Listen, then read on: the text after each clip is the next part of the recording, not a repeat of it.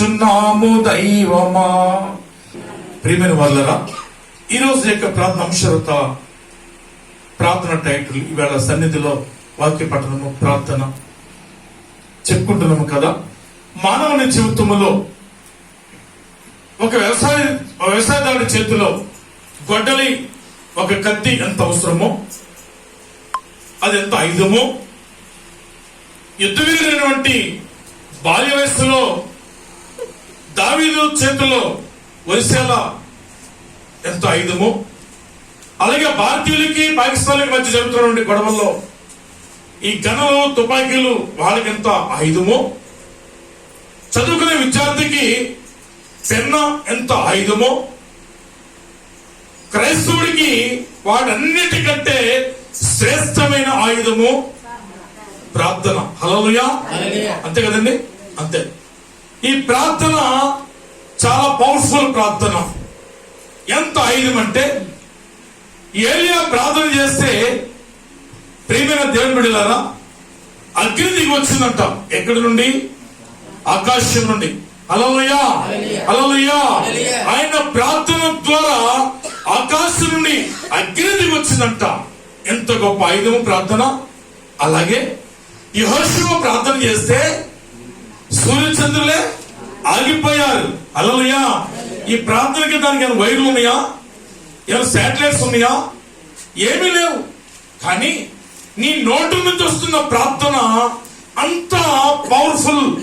ప్రియమైన దేవుని బిడ్డలారా, అలాగనే ఇంకొక ఆయన ప్రార్థన చేశారంట.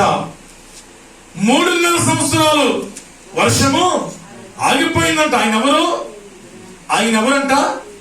3.5 సంవత్సరాలు ఏ వర్షమా నువ్వు కురవడానికి వీల్లేదు, రావడానికి వీల్లేదు అని శపించడంట. ప్రభునందు పిల్లరా, దేవుడు సృష్టించిన సృష్టినే దేవుడు ఆపివేస్తాడు. ప్రియమైన దేవుని బిడ్డలారా, ప్రార్థనలో శక్తి ఉందా లేదా? శక్తి గల పరిశుద్ధాత్మ నాలోకి వచ్చినందున దుష్ట సాతాను నీ ఒక్క మాటతో పారదోలేదను. ఏలియా ప్రార్థన చేస్తే 3.5 సంవత్సరాలు వర్షమే ఆగిపోయిందంటే ప్రియమైన దేవుని జనాంగమా, నీ ప్రార్థన ఆనాడు ఏలియా చేసిన ప్రార్థన, ఆనాడు అబ్రహాము చేసిన ప్రార్థన, మోషే వారు చేసిన ప్రార్థన.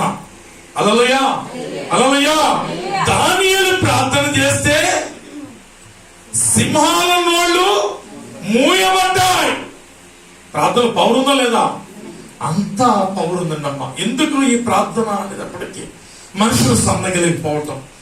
ప్రార్థనకి వెళ్దాం, ఈ వారం వచ్చే వారం వెళ్దాం. హల్లెలూయా.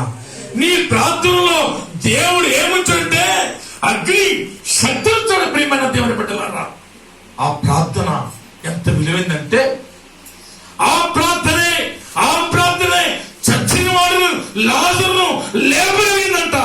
ఎవరి ప్రార్థన? యేసయ్య ప్రార్థన. అలా చప్పట్లు కొట్టండి అమ్మా.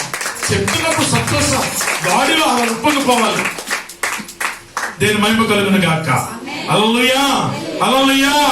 అంతకంటే ఒక దరిద్రుడి ప్రార్థన, దావీదు కుమారుడా నన్ను దాటిపోవద్దయా, నన్ను కరుణించని తెమ్మని కుమారుడు అన్నటువంటి ఆయన కుమారుడు భర్తమయ్యి ఎరుకో త్రోవ పక్కన కూర్చుని భిక్షం అడుగుతున్నప్పుడు యేసు ప్రభు వారు ఆయన శిష్యులతోనూ రెండవది జనసమంతో వెళ్లిపోతున్నప్పుడు ఒక గుడ్డివాడు పలికిన మాట, దావీదు కుమారుడా నువ్వు నన్ను కరుణించయా, నన్ను దాటిపోకయా అని కేక వేస్తున్నప్పుడు సృష్టికర్తే ఆగిపోయారన్న.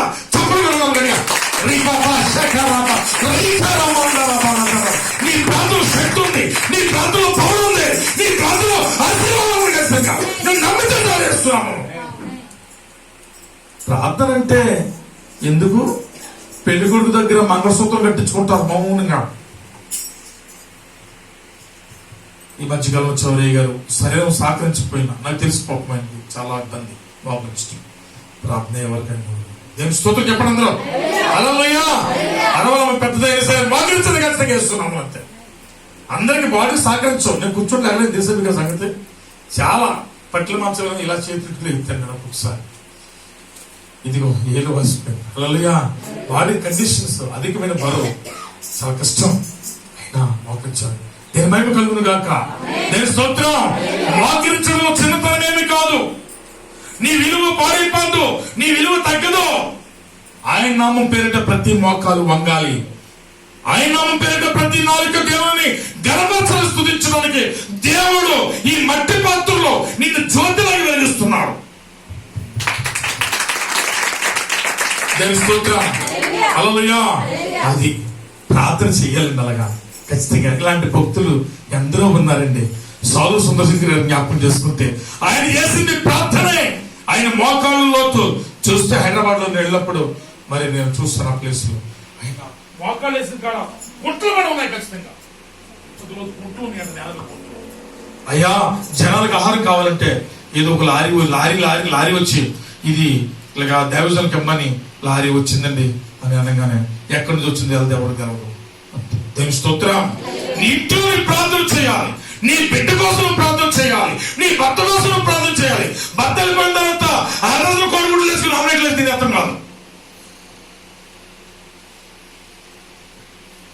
దేని మహిమ కలుగును గాక. దేవుని స్తోత్రం. హల్లెలూయా. నువ్వేం చేయాలి అంటే ప్రార్థన చేయాలి, ప్రార్థన చేయాలి. భక్తుల పాటలు ఉన్నాయి. ప్రార్థన మాకు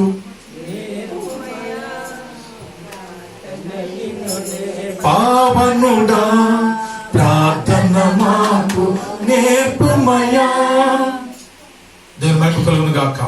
దేవుని స్తోత్రం. ప్రార్థన రాకపోతే దేవుని అడగాలి, బైబిల్ చదవడం రాకపోతే దేవుని అడగాలి.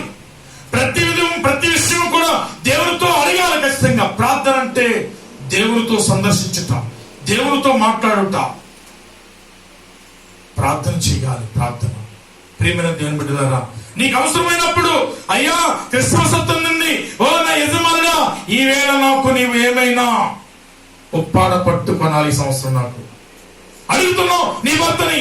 నాన్న నా క్రిస్మస్ వస్తుంది, షూ పాలండి కొని నాకు మంచి డ్రెస్ కొన్నానా అని అడుగుతున్నావు నీ తండ్రిని. నీ దేవుడిని ఏం అడుగుతున్నావు? దేవుడిని అడగొచ్చిన తిప్పలేదంటే ఆశీర్వాదాలు దూరం అయిపోతున్నాయి అంతే. అడిగే అనుభవాలకి రావాలి ఖచ్చితంగా. ప్రార్థన చేసే అనుభవాలకి నడిపించాలి అంతే తప్ప కానీ తాళపూడి సంతలోకి ఎందుకు వెళ్తున్నావు తెలవదు, ఎందుకు వచ్చేస్తున్నావు తెలవదు. అన్నాను ఒక ఆయన్ని సర్కిల్ అయింది సంతకు వచ్చారండి, సంతకు వచ్చారండి అన్నాడు. అలా సంతలో సరదాగా వచ్చి సరదాగా వెళ్ళిపోవచ్చేమో కానీ, మార్కెట్ లోకి టైం పాస్ వచ్చి టైం పాస్ గా వెళ్ళిపోవచ్చేమో కానీ, మన యేసయ్య సన్నిధిలోకి వచ్చాక నువ్వు సరదా కొత్తవు ఎందుకు వస్తావు తెలదు. కానీ యేసు నామములో ఆయన మీద ఆసక్తితో ఆయన మెలకుగా ఉండి ఆయన మీద ఆనుకుని నువ్వు ఒట్టిగా వచ్చిన నీవు నిండుగా వెళ్ళాలి దేవుని యొక్క సంకల్పము. అందుకే ప్రార్థన చేయమంటాను ఖచ్చితంగా. మీరు కొంచెం ప్రెస్టేజ్ ఫీల్ అవుతున్నారేమో అనిపిస్తుంది నాకు. ఏమైంది? జగడాలు ఆడమంటే ఇక్కడ నుంచి ఆ దరిగిలిపోతే కేకలు, పొలిగబ్బలు వచ్చేస్తే ఆ దాని నుంచి ఇద్దరికి వచ్చేస్తా ఉంటాయి. ఈ దాని నుంచి రాజమండ్రి వెళ్ళిపోతే, రాజమండ్రి నుంచి వైజాగ్ వెళ్ళిపోతే కేకలు కేకలు కేకలు కేకలు. ప్రార్థన ఏమైంది? ప్రార్థన చేయడానికి దేవుని మహిమ కలుగును గాక. దేవుని స్తోత్రం, దేవుని స్తోత్రం. హల్లెలూయా. వాటి విషయం సిగ్గుపడాలి కానీ ప్రార్థన అంటే దేవునితో మాట్లాడతాం. సిగ్గు దేనికి? నువ్వు సిగ్గుపడితే, మనుషుల ఎదుట నువ్వు సిగ్గుపడితే గ్రంథం ఉంది ఆయన దేవదూతుల ఎదుట సిగ్గుపడతానంట. నీవెవరో నాకు తెలియదని మాట్లాడుతున్నాడు దేవాదేవుడు. దేవుని మహిమ కలుగును గాక. దేవుని స్తోత్రం. అందుకని దేవుని సన్నిధిలో మోకరించినప్పుడు రొమ్ము గుద్దుకుని ఏడవాలి.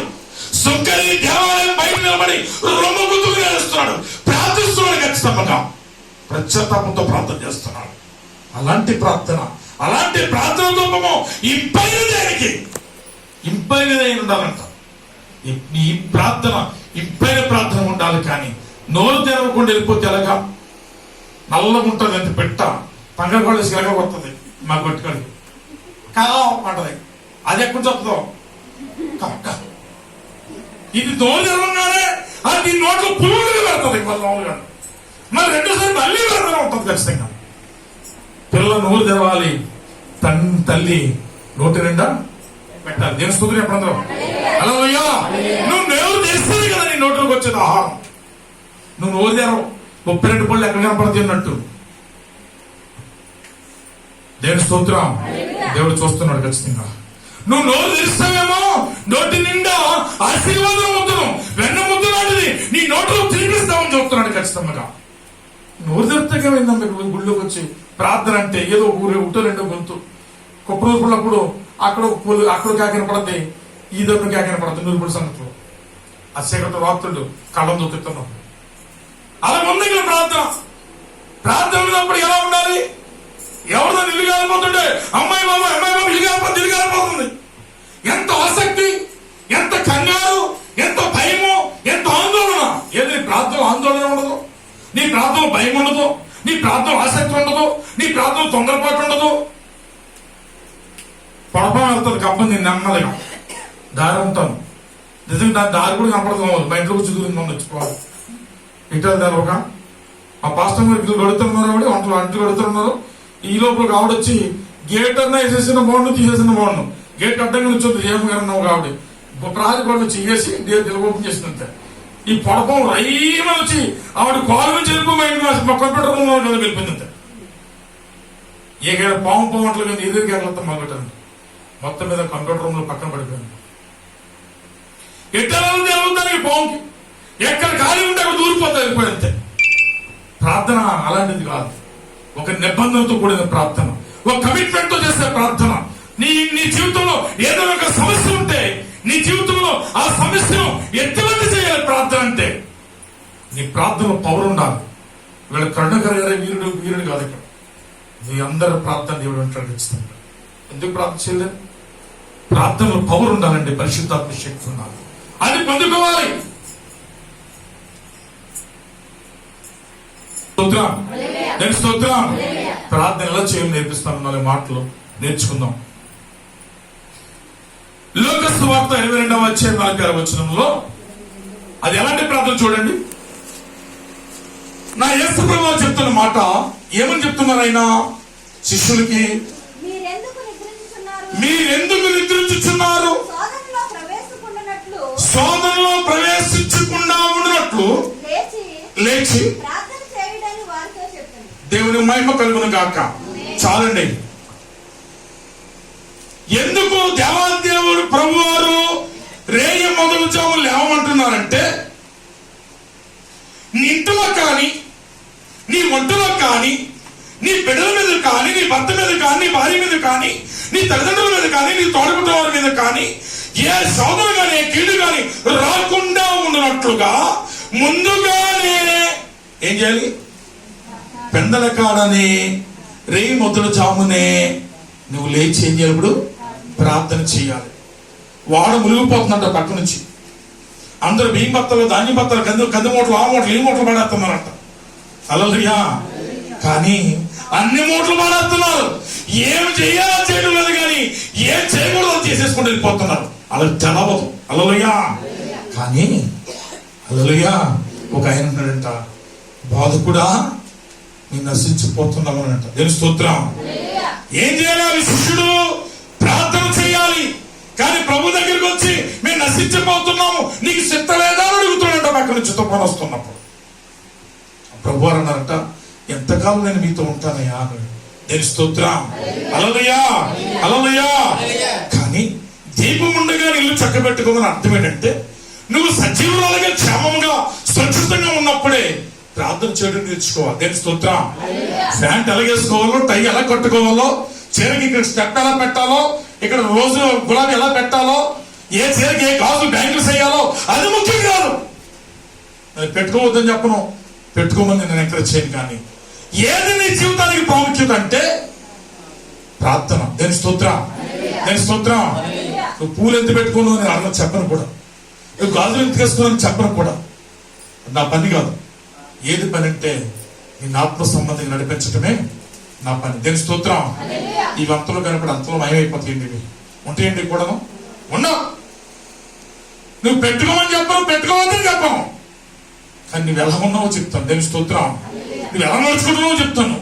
నీ యొక్క విధానం ఎలా ఉందో చెప్పడానికే అభిషక్తుడిగా దేవుడు ఇక్కడ ఈ స్థలం పెట్టాడు. నువ్వేం నేర్చుకోవాలి అంటే ప్రార్థన నేర్చుకోవాలి. అది ఎలాంటి ప్రార్థన అంట? మెలకువతో ఉన్న ప్రార్థన అయి ఉండాలి. హైదరాబాద్ వెళ్ళాలంటే మనం ఏం చేస్తాం రాత్రే ఏమండి సాయంకాలం 8-9 గంటలకి ఏ బస్ వస్తుంది, ఏ కావేరీ ట్రావెల్స్ వస్తుంది, లేకపోతే గోదావరి ఎక్స్ప్రెస్ ట్రైన్ వస్తుంది. మనం ఏం చేస్తాం పొద్దున్నే మధ్యాహ్నం అన్ని ప్యాకింగ్లు అయిపోతాయి, ఓ ప్లేట్ ఎక్కాలన్నా ప్యాకింగ్లు అయిపోతాయి. మెలుగుతో అన్ని కూడా ఇంకేమైనా మర్చిపోయామా, అమెరికా వెళ్తున్నాం మరి ఆ పాపకి ఏం తక్కువ తీయంటామా కూడా చూద్దామా, ఎన్ని ప్లాన్లుగా నువ్వు తయారు చేస్తావు, ఎంత ప్రిపేర్గా నువ్వు సిద్ధపడతావు. మరి ప్రార్థన కంటే అరవలమ్మ తల్లి నాకు తల్లితో సమానం. మా అమ్మ పేరు ఆవిడ పేరు ఒకటే. మా అమ్మ రక్షించబడిన అరవలమ్మ. తల్లి లాంటి వారు, నేను మీ కొడుకు లాంటి వాడిని, మీకు తమ్ముడు లాంటి వాడిని, ఒక అన్న లాంటి వాడిని, ఒక సేవకుడిని. బాధ పెట్టుకోవద్దు. నీ ప్రయాణం అంటేనే చేతిలో పేపర్లు ఉంటాయి, ప్లాస్టిక్ సంచి ఉంటుంది, వాటర్ బాటిల్ ఉంటుంది. కానీ ప్రార్థన అంటే ఎందుకు సిద్ధపాటు లేదు మీ జీవితాలలో? ప్రార్థన అంటే సిద్ధపాటు. హల్లెలూయా, హల్లెలూయా. నా ప్రభువు చెప్తున్నమాట, మెలకువగా ఉండి ప్రార్థన చేయుడి. ఎందుకంటే నువ్వు ప్రార్థన చేయకపోతే శోధన, నువ్వు ప్రార్థన చేయకపోతే సమస్య, నువ్వు ప్రార్థన చేయకపోతే వ్యాధులు, నువ్వు ప్రార్థన చేయకపోతే కష్టాలు, కన్నీళ్ళు ఖచ్చితంగా. ఈ లోకము ఇది ఎంత మురికి బంధంలో నువ్వు ఉన్నావు ఆల్రెడీ. నువ్వే కదా, నేను కూడా ఇది లోకం 10 కాలం ఇది ఒక మురికి గుంటది. ఈ మురికి గుంటలు కొట్లాడుతున్నాం. ఇది కడుక్కోవడానికి ఏసే రక్తం చెందించాడు ఆయన. కాబట్టి నువ్వు రాబోతున్న ముప్పు నుంచి, రాబోతున్న కీడు నుంచి తప్పించుకోవాలంటే ప్రార్థన. దేవుని స్తోత్రం, దేవుని స్తోత్రం. హల్లెలూయా, హల్లెలూయా. ప్రభునందు ప్రియమైన దేవుని బిడ్డలారా గమనించాలి, మెలకువగా ఉండి ప్రార్థన చేయడము ప్రారంభించాలి. 4 ఏంటంటే చెల్లి గాని, అక్క గాని, తల్లి గాని, ఎవరైనా, తమ్ముడు గాని, అన్న గాని ఎవరైనా ప్రార్థన చేసుకుందాం. ఇంకా తెల్లవారుజాము 4 అయింది, ఇప్పటికి 4:30 అయింది. యజమానుడా లే, చక్కగా పిలుచుకోవాలి భర్తల్ని, యజమానుడే పిలవాలి. విన్నావా, నిన్నే ఇలాంటి తింగర పిలవకుండా మీ భర్తలు మీరు ఊరిగా పిలుచుకోండి. దేవుడు దీవిస్తాడు తప్పకుండా, దేవుడు సంతోషిస్తాడు తప్పకుండా. నీ భర్తకి ఎంత విలువిస్తావో దేవుడు గమనిస్తాడు ఖచ్చితంగా. ఇష్టం ఉంటేనే అవండి, ఇష్టం లేకపోతే ఈడు ఆడు ఒరే. బాగున్నప్పుడు మాత్రం, పొలాలు తెచ్చినప్పుడు మాత్రం ఎవండి హల్లెలూయా అయ్యగారు ఏదన్నా అన్నప్పుడు అంతే. హల్లెలూయా. ఏంటది? దేవుడు వస్తున్నాడు ఇక్కడ ఖచ్చితంగా. ప్రార్థనకు వచ్చిన తర్వాత బ్రతుకు మారాలి. ఏమన్నా అంతర్గారు మారాలా, లైఫ్ స్టైలే మారాలి ఖచ్చితంగా. నేను మహిమ కలుగును గాక. హల్లెలూయా. ఏమండి నా యజమానుడా లేండి, ప్రార్థన చేసుకుందాం. అంత సాపేసి ఏం చేయాలంటే అక్కడ ప్రార్థన చేయటము ప్రారంభించాలి. దేవుని స్తోత్రం. ఇలా నన్ను రమ్మంటే నేను డ్రమ్ము కొట్టుకుని హల్లెలూయా రాచకొండోదయండి ఉదయించి నా కరుణా అది పని ఏమంటే చేస్తాను ఇక్కడ. నేను స్తోత్రం. వాకింగ్ వెళ్తానికి ముందు పెద్దరకాలు చెప్పేసుకున్నారు. ఓయ్ నన్ను లేపవా, నేను గుడ్లు కొట్టి వింటాను అన్ని. దానికున్న ఆసక్తి ప్రార్థనలు ఎందుకులేదు.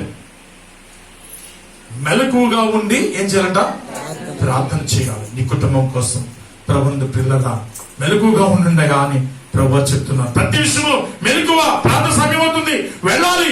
యాజకుడు బాధపడతాడు, తప్పకుండా వెళ్ళి మందిరంలోకి వెళ్ళి పరిచయం చేయాలి. ఏమైనా సరే నా యొక్క సేవకుడు కాపరి అక్కడ అన్నయ్య ఉన్నారు మందిరంలో, వెళ్ళి ఆయనకి మంచిగా ఇవ్వాలా, టీ ఇవ్వాలా. పొద్దున్నే మన చౌరీ గారు చక్కగా టీ తెస్తున్నారు, కరోనా టీ తెస్తుంది ఎదురుకుండా కాబట్టి ఏంటంటే తప్పకుండా చెప్తున్నాను. అసలు నేను తెమ్మని చెప్పను కూడా, వాళ్ళు ఆసక్తి కొలితే తెచ్చిస్తున్నారు.